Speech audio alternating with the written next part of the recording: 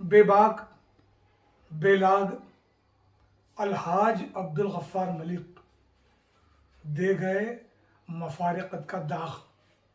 दोस्तों, हिंदुस्तान की रियासत महाराष्ट्र के गर्म शहर जलगांव की मारूफ शख्सियत अलहाज अब्दुल गफ्फार अब्दुल रज़्ज़ाक मलिक अचानक दागे मफारकत दे गए। वो इस दुनिया में अब नहीं है, लेकिन उनके कारनामे इंशाअल्लाह बरसों जिंदा रहेंगे। आप आला तालीम याफ्ता तो न थे, लेकिन आला तरबियत याफ्ता ज़रूर थे। आपके वालिद अब्दुल रज़्ज़ाक जनाब प्राइमरी टीचर थे। बड़ी फैमिली, बड़ा ख़ानदान और तंदस्ती की सूरत हाल, इसके बावजूद ज़िंदगी की गाड़ी चलती रही और फिर अचानक जलगांव में सन 70 में हौलनाक फसाद फूट पड़ा, जिसमें 42 बेकसूरों की जानें गईं। इस फसाद ने सभी को झंझोड़ कर रख दिया था और ये कहा जा रहा था कि अब यहाँ के मुसलमानों की गोया कमर टूट गई है, लेकिन कातिबे तकदीर को कुछ और ही मंजूर था। लोग साथ आते गए और कारवां बनता गया कि मिस्दाक लोग जुड़ते गए। अलहाज अब्दुल गफ्फार मलिक साहब, अब्दुल करीम सालार साहब, डॉक्टर अमानुल्लाह शाह साहब और ऐसे कई अफराद जुड़े और इन्होंने तालीम की मनसूबाबंदी की और आज जलगांव शहर महाराष्ट्र में तालीम के नक्शे पर अपना एक मुनफरिद मुकाम रखता है। यहाँ हम अलहाज अब्दुल गफ्फार मलिक साहब की किन किन खुसूसियात का तज़किरा करें। सबसे अहम चीज़ जो अल्लाह ने उनको वदियत की थी वो उनकी याददाश्त थी और उनकी याददाश्त के बल पर कई अजलास में उनकी तकारीर ने दिलों को जीत लिया, मोह लिया। उन्हें अल्लामा इकबाल से गोया खुसूसी रग़बत व मोहब्बत थी और यही वजह है कि अल्लामा इकबाल के कई अशार उन्हें ज़बानी याद थे। वो एक दर्दमंद इंसान थे। आप एक बहुत अच्छे प्लानर भी थे। 20,000 लोगों का ताम का इंतज़ाम काटिया फैल और शहीद अब्दुल हमीद नगर जैसे छोटे से इलाके की छोटी छोटी गलियों में करना कोई मामूली बात नहीं थी।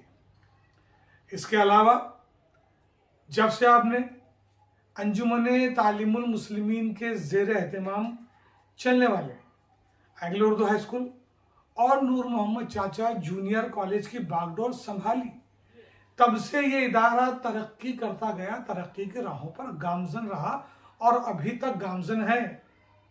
ये भी आपकी इंतज़ामी सलाहियतों की बेहतरीन मिसाल है।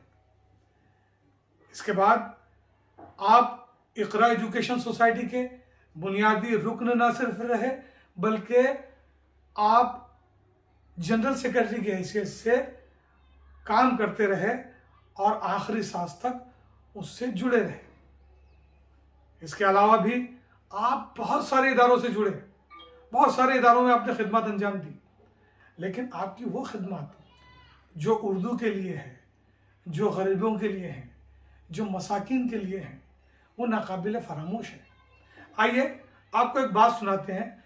मलिक चैरिटेबल ट्रस्ट, सरदार मलिक चैरिटेबल ट्रस्ट के ज़ेर एहतमाम ऐसे कई काम मलिक बिरादरान करते थे जिनकी खबर कभी अखबार में नहीं छपी।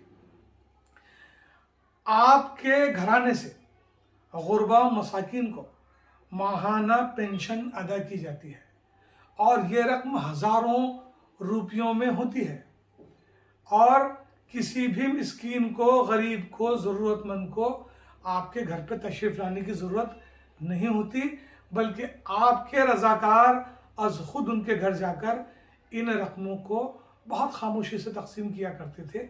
ये एक बहुत बड़ा कारनामा अलहाज अब्दुल गफ्फार मलिक साहब और उनके अहल खाना का रहा है।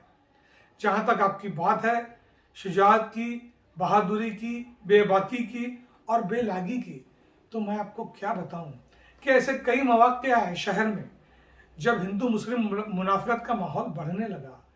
आपने इसमें कलीदी रोल अदा किया और हिंदुओं और मुसलमानों को करीब लाने के लिए आपने मेहनत की।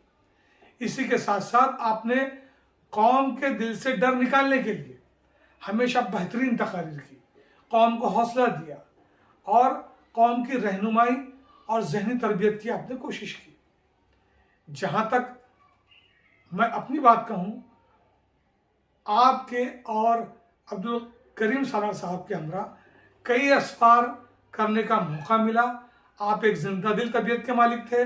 आप सफ़र के दौरान बहुत अच्छे अच्छे वाक़या सुनाते, आप लताइफ भी कभी कभी सुनाते, कभी कभी अपने वो दास्तान सुनाते जिसमें गुर्बत, तंगदस्ती, हिरासानी, परेशानी, इनके तज़किरे मौजूद होते और उस वक्त आपकी आंखें भीग जाती। ऐसा एक मुखलिस शख्स, ऐसा एक बहादुर शख्स, ऐसा एक कौम का हमदर्द जिसने कई इदारे बनाए, जिसने कई इदारों को तरक्की की राहों पर गामजन किया, अचानक दिल के दौरे के सबब हमारे दरमियान से रुखसत हो गया। डॉक्टर अमानुल्लाह शाह साहब ने सुबह फ़ोन पर जो कलमात अदा किए वो कुछ इस तरह से थे कि अब्दुल गफ्फार मलिक साहब को तालीम के मैदान से जोड़ने के लिए और तालीम की से रग़बत पैदा करने के लिए उन्होंने जो मेहनत की और जो जहन साजी की वो उनकी यादों का हिस्सा है। अब्दुल गफ्फार मलिक साहब ने भी कई मौक़ों पर इस बात का एतराफ़ किया है। जहाँ तक उर्दू पर्चों, उर्दू रिसालों, उर्दू उदबा शोरा की बात है, आप हमेशा अपने ट्रस्ट की तरफ से उनकी किताबें ख़रीदते, उनकी मदद फरमाते और उन्हें प्रमोट करने की हमेशा कोशिश करते। अभी 1 जनवरी और फरवरी को मुंबई के हज हाउस में गुल बूटे के ज़ेर एहतमाम जश्न बचपन का इनेकाद किया गया था। जनाब फारूक सैयद साहब और जनाब डॉक्टर कासिम इमाम साहब की काविशों से ये जश्न बपा हुआ था, जिसमें मुसलसल 2 रोज़ तक अब्दुल गफ्फार मलिक साहब हज हाउस के उस हॉल में न सिर्फ मौजूद रहे बल्कि आपने वो ऐलान किया जिस पर ज़ोरदार तालियां बज उठी। आपने एक अमली इक़दाम उठाया उस वक्त और आपने उर्दू के वो बच्चों के रिसाले जो पूरे मुल्क के तूल और अर्ज़ से शाये हो रहे हैं, उनको हर साल 1000 रुपये का इश्तिहार देने का ऐलान आपने किया। यह ऐलान कोई मामूली ऐलान नहीं था, ये उर्दू की बका का ऐलान था, ये उर्दू पर्चों को खुराक फराहम करने का ऐलान था और शायद इसी वजह से पूरा हॉल तालियों से गूंज उठा था। उस वक्त हमारे एंकर रेहान करीमी ने मुंबई के हज हाउस में आपसे उनके इस इक़दाम पर उनका एक बाइट लिया था। वो बाइट हमारे पास मौजूद है, लीजिए, समाअत फरमाइए उस वक्त अलहाज अब्दुल गफ्फार मलिक साहब ने क्या कहा था। आज गुल बूटे की जानिब से जो प्रोग्राम रखा गया, लगभग दूसरा-तीसरा मुझे बहुत अच्छा प्रोग्राम हो रहा है, पर आज जो बच्चों के रिसाले के ताल्लुक़ से बातचीत चल रही थी तो बड़ा दुख हो रहा था कि उर्दू के लिए हम गैरों से लड़ते और हम खुद उर्दू को ज़िंदा रखने का काम नहीं करते। वो बेचारे किधर से करते, क्या करते। सैयद फारूक और मुश्ताक करीमी ने जो बात रखी रिसालों के ताल्लुक़ से या शाहिद भाई ने, तो मेरे दिल में ये बात आई कि कम से कम हम ये रिसालों को खुद अपनी वजह से तो नहीं ज़िंदा कर सकते, थोड़ी सी मदद अगर अपनी भी हो जाए और लोग अपनी वजह से अगर तैयार हो जाते तो बहुत बड़ी बात हो जाएगी। अल्लाह से दुआ है कि अल्लाह इस अमल को कबूल फरमाए और वो रिसाले जो चला रहे बेचारे उनको हौसला दे, अल्लाह ताला और गैब से उनकी मदद करे। अल्लाह। दोस्तों, अलहाज अब्दुल गफ्फार मलिक साहब को मरहूम कहते हुए कलेजा मुंह को आ रहा है, मगर क्या करें, ये अल्लाह की मर्जी है।